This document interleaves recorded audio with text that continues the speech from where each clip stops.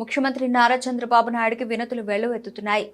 మంగళగిరిలోని పార్టీ కేంద్ర కార్యాలయానికి వెళ్లిన చంద్రబాబు నాయుడిని వందల మంది కలిసి వినతులు సమర్పించారు. వివిధ ప్రాంతాల నుండి వచ్చిన సామాన్య ప్రజలు, కార్యకర్తలు ముఖ్యమంత్రిని కలిసి తమ బాధలు చెప్పుకున్నారు.